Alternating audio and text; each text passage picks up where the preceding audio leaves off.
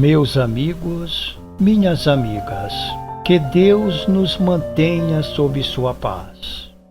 A partir do presente momento, apresento a todos vocês a proposta de juntos iniciarmos uma caminhada que nos levará ao ponto alegre e gratificante dos conhecimentos da doutrina espírita ou espiritismo.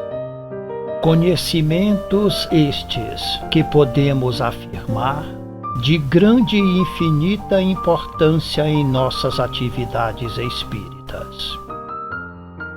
Doutrina espírita é uma doutrina de profundos conhecimentos, e ninguém angaria conhecimentos brincando ou buscando como resultados os chamados milagres. Como nos diz o eminente espírita, palestrante e professor José Raul Teixeira, espiritismo não é para quem quer, é para quem aguenta, é para quem pode. Porque exige de nós uma autodisciplina, um autogoverno. E as pessoas que querem ser levadas pelo vento não têm condições de serem espíritas. Se eu no espiritismo me deixar ser levado pelos ventos das circunstâncias, com certeza eu vou fazer um péssimo trabalho. E temos liberdade. Não sou obrigado a ser espírita. Ninguém me botou a faca no pescoço. É a doutrina que eu sou e escolhi. Eu sou espírita porque eu quero. Doutrina espírita é estudos, conhecimentos, reforma interior e modificações íntimas. Muita gente, porque não conseguem entender e estudar a doutrina espírita, eles a veem como uma coisa enfadonha, cansativa, e não como uma coisa milagrosa, maravilhosa. Já parou e pensou que maravilha a gente descobrir a vida? Se entender através daquela obra, entender os porquês de a gente sofrer na Terra e que remédios poderíamos alcançar para deixar de sofrer na Terra. Mas vejamos, as pessoas ficam ali, não conseguem ser espíritas, mas não vão para outro lugar para ser bem outra coisa. E perdem o tempo da encarnação. Então, vá ser feliz onde você escolheu. Se alguém por acaso dissesse que existiria coisa superior ao espiritismo, com certeza eu diria: me mostre. Se você me apresentar propostas da vida, explicações da vida mais altas do que o espiritismo me oferece, eu vou para lá, porque eu quero crescer. Também nos afirma o professor José Raul Teixeira. Meus queridos irmãos, minhas queridas irmãs, nós temos que repensar os ensinos de Allan Kardec. E quando nos afirma do topo de sua autoridade algo que é altamente constrangedor para nós, mas lamentavelmente é verdade, quando ele nos diz que os grandes adversários do Espiritismo não seriam encontrados do lado de fora do nosso movimento, mas dentro dos nossos arraiais, como nos afirmou Allan Kardec. E certamente ele não disse isso por um espírito de leviandade. Sendo ele, Allan Kardec, tinha ele essa autoridade moral, essa lucidez e o bom senso que o caracterizou. O que não percebemos é que no nosso meio espírita temos a infiltração daqueles que não são espíritas, mas se encontram no meio espíritas. Quais serão os seus verdadeiros motivos? Por que estão infiltrados em nosso meio? Só temos uma única saída: que os espíritas deem urgente preferência total aos estudos da doutrina espírita, pois somente através da verdade encontraremos a paz. Buscai a verdade, que a verdade vos libertará. Já nos dizia Jesus há muitos séculos atrás. Por isso, meus irmãos e minhas irmãs, temos em nosso slogan o pensamento que com certeza é de conhecimento de todos. Ou seja, espíritas, amai-vos. Este o primeiro ensinamento. Instruí-vos. Este o segundo.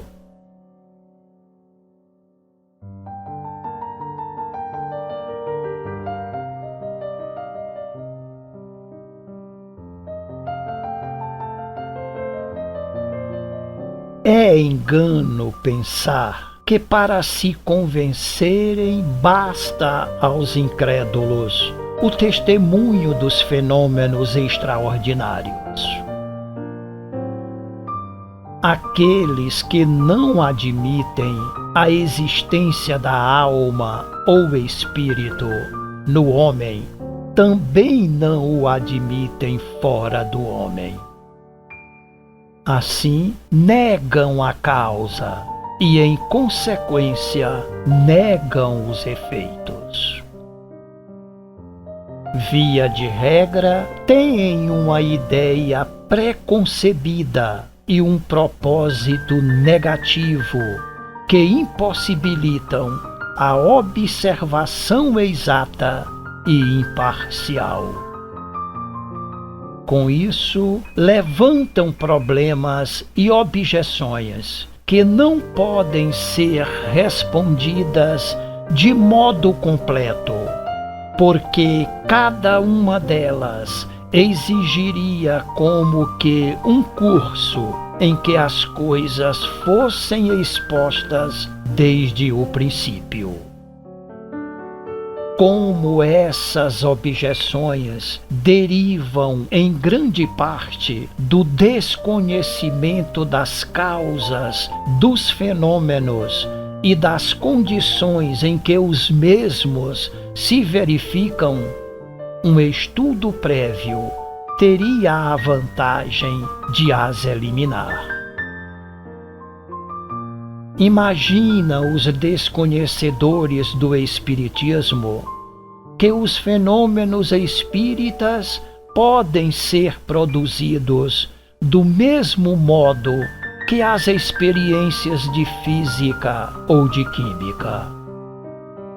Por isso pretendem submetê-los à sua vontade e se recusam colocar-se nas condições exigidas para poder observá-los.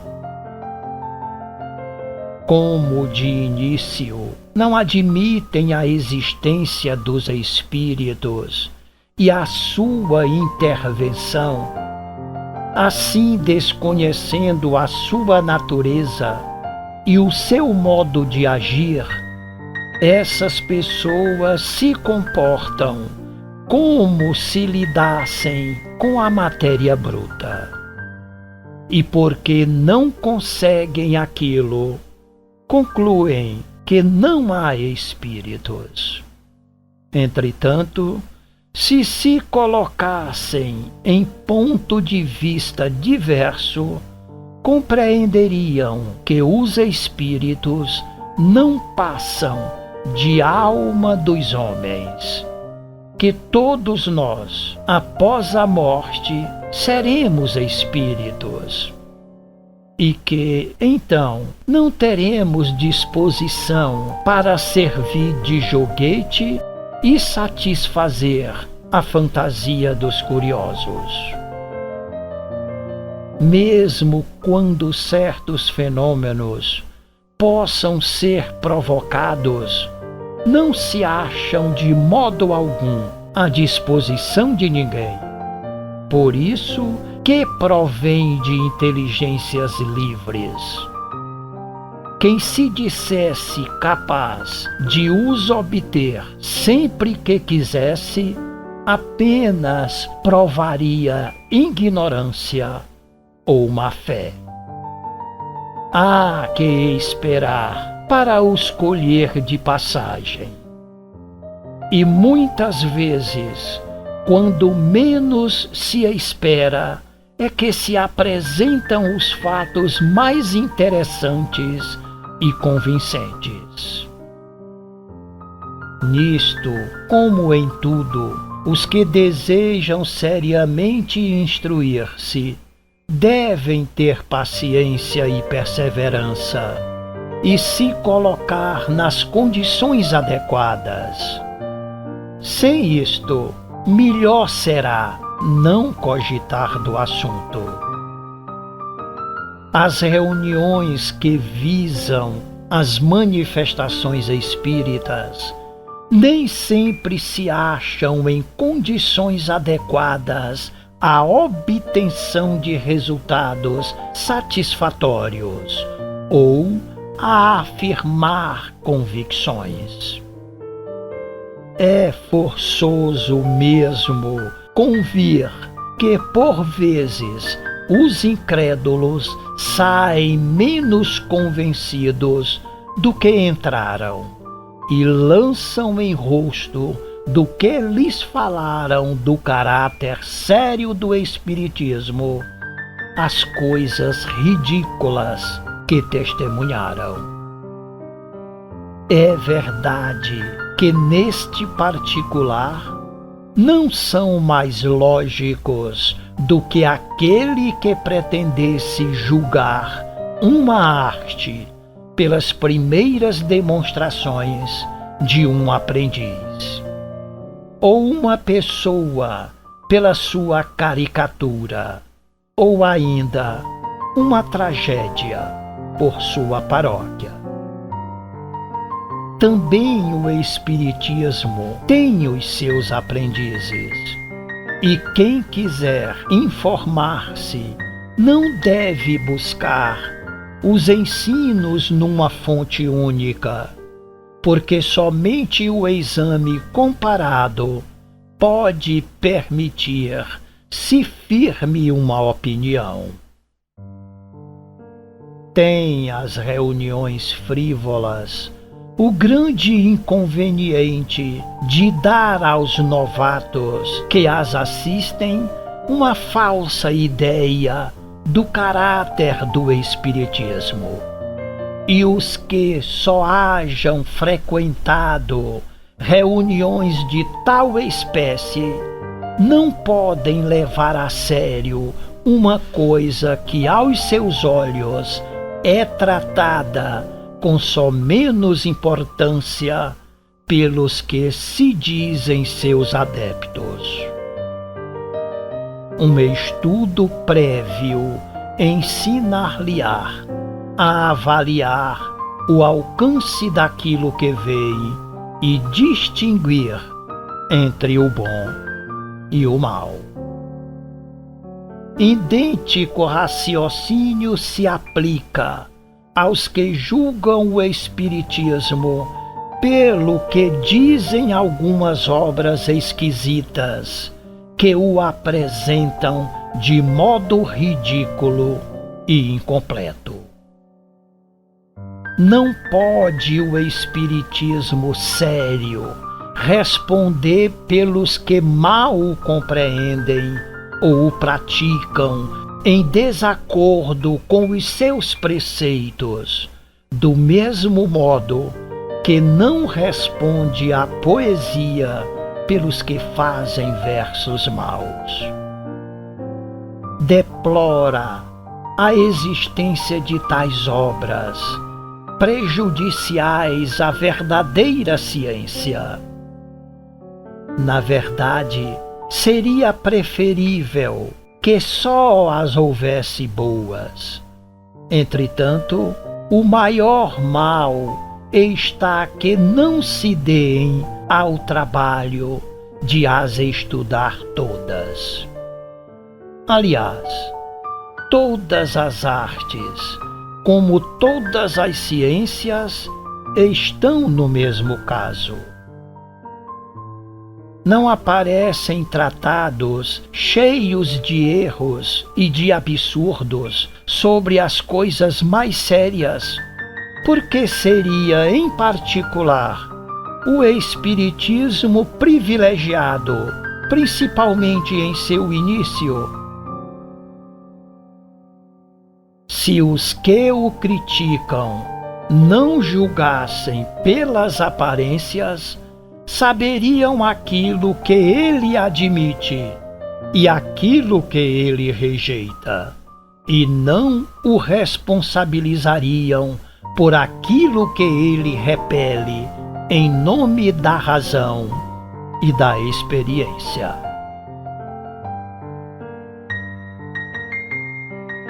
Os espíritos não constituem, como supõem alguns, uma classe à parte na criação. Eles são as almas dos que viveram na Terra e em outros mundos, mas despojadas de seu invólucro corporal. Os que admitem que a alma sobreviva ao corpo, admitem, por isso mesmo, a existência dos espíritos. Negá-los importa negar a alma.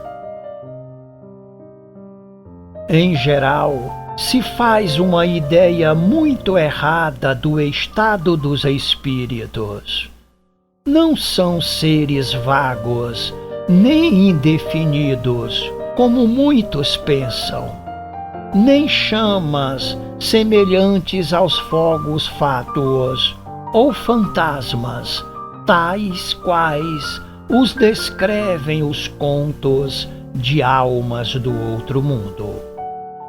São seres semelhantes a nós, com um corpo como o nosso, apenas fluídico e normalmente invisível.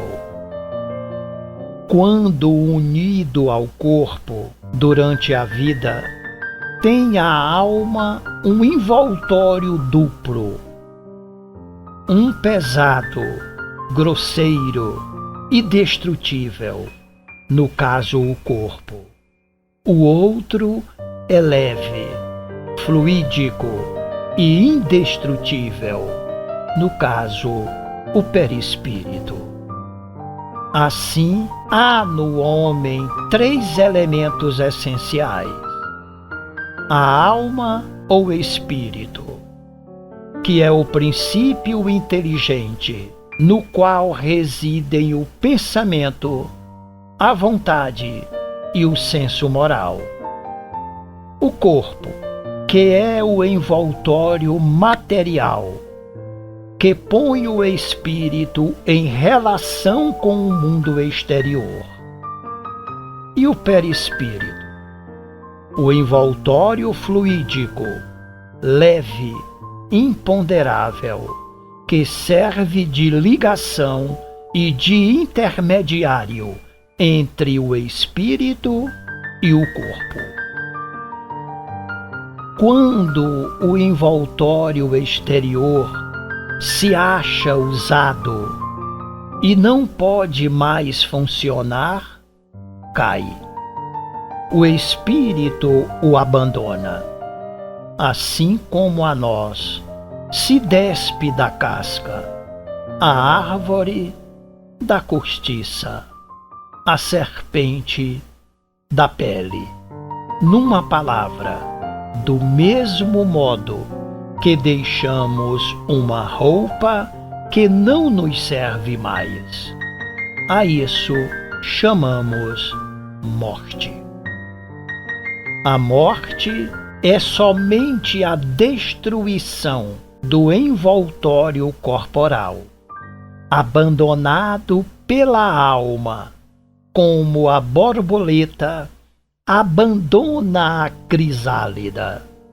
Mas o espírito conserva o corpo fluídico, ou seja, o perispírito. A morte do corpo liberta o espírito do laço que o prendia à terra e lhe causava sofrimento.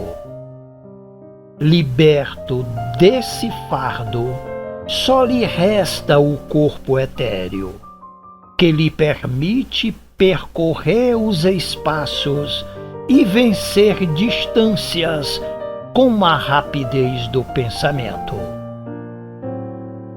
Alma, perispírito e corpo unidos constituem o homem. Alma e perispírito, separados do corpo, constituem o ser que chamamos espírito. Assim, é a alma um ser simples, o espírito um ser duplo e o homem um ser triplo. Seria mais preciso reservar o vocábulo alma para designar o princípio inteligente, espírito para o semimaterial, constituído desse princípio e do corpo fluídico. Como, porém, não é possível conceber o princípio inteligente isolado da matéria, nem o perispírito, sem que esteja unido pelo princípio inteligente, alma e espírito são, em geral, empregados indistintamente. É a figura que consiste em tomar a parte pelo todo. Da mesma maneira, porque se diz que uma cidade é habitada por tantas almas, uma vila constituída de tantos fogos. Entretanto, filosoficamente, é essencial que se faça a diferença. Revestidos de corpos materiais, os espíritos constituem a humanidade, ou mundo corpóreo visível. Despojados desses corpos, constituem o mundo espiritual ou invisível. Este enche o espaço. Vivemos em seu meio, sem disso nos apercebermos. Assim como vivemos no meio dos infinitamente pequenos, do qual não suspeitávamos antes que tivesse sido inventado o microscópio. Assim, os espíritos não são seres abstratos, vagos e indefinidos, mas concretos e circunscritos. Só lhes falta a faculdade de serem vistos, para que sejam semelhantes aos homens. Disso decorre que, se de momento fosse levantado o véu para nulos ocultar, constituiriam eles uma população em redor de nós. Possuem todas as percepções que tinham na Terra, mas em grau muito mais alto, pois suas faculdades não se acham amortecidas pela matéria. Têm sensações que desconhecemos. Veem e ouvem coisas que os nossos limitados sentidos nem veem nem ouvem. Para eles não há obscuridade, salvo para os que, por castigo, se acham em trevas temporárias. Todos os nossos pensamentos neles repercutem. Leem-nos como num livro aberto. Assim, aquilo que lhes poderíamos esconder durante a vida terrena, não mais o poderemos após a sua desencarnação. Os espíritos se acham em toda parte, ao nosso lado, acotovelando-nos e nos observando incessantemente. Por sua constante presença em nosso meio, são agentes de vários fenômenos. Representam papel importante no mundo moral e até certo ponto no mundo físico. Constituem, se assim podemos dizer, uma das forças da natureza. Admitida a sobrevivência da alma ou espírito, é racional admitir que continuem as suas afeições. Sem isto, as almas dos nossos parentes e amigos estariam totalmente perdidas para nós depois da morte. E como os espíritos podem ir a toda parte, é também racional admitir que os que nos amaram durante a vida terrena ainda nos amem depois de mortos. Venham até junto de nós e se sirvam dos meios encontrados à sua disposição. Isto é confirmado pela experiência. Realmente prova a experiência que os espíritos conservam as afeições sérias que tinham na Terra. Alegram-se em aproximar dos que amaram, sobretudo quando atraídos pelos sentimentos afetuosos, ao passo que revelam indiferença pelos que se lhes mostram indiferentes. O fim do Espiritismo é demonstrar e estudar a manifestação dos espíritos, as suas faculdades, a sua situação feliz ou infeliz, o seu porvir. Numa palavra, a sua finalidade é o conhecimento do mundo espiritual.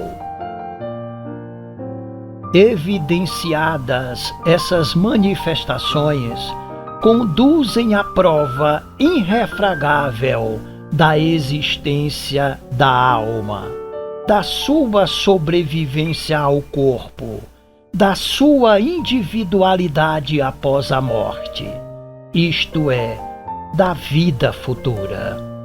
Assim, é ele a negação das doutrinas materialistas, não só mediante o raciocínio, mas e principalmente pelos fatos.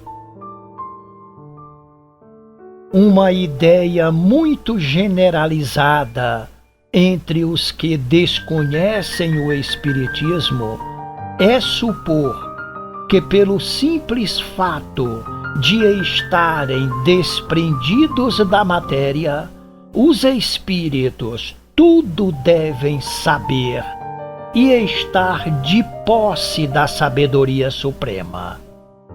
É um erro grave.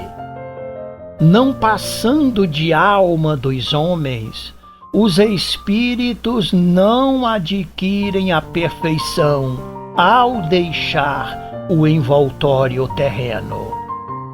Seu progresso só se faz paulatinamente, à medida que se despojam de suas imperfeições e conquistam os conhecimentos que lhes faltam. Admitir que o espírito de um selvagem ou de um criminoso repentinamente se tornasse sábio e virtuoso seria tão ilógico quanto seria contrário à justiça de Deus admitir que continuasse eternamente na inferioridade. Há homens em todas as gradações do saber e da ignorância, da bondade e da malvadez. O mesmo se dá com os espíritos. Alguns destes são apenas frívolos e brincalhões, outros mentirosos, fraudulentos, hipócritas, vingativos e maus. Outros, ao contrário, possuem as mais sublimes virtudes e o saber em medida desconhecida na terra. Essa diversidade na situação dos espíritos é um dos mais importantes pontos a considerar, pois que explica a natureza boa ou má das comunicações que se recebem, e todo cuidado deve ser posto em distingui-las. Que Deus ilumine a todos vocês, meus amigos, minhas amigas. Até o nosso próximo encontro. Que a paz fique com todos.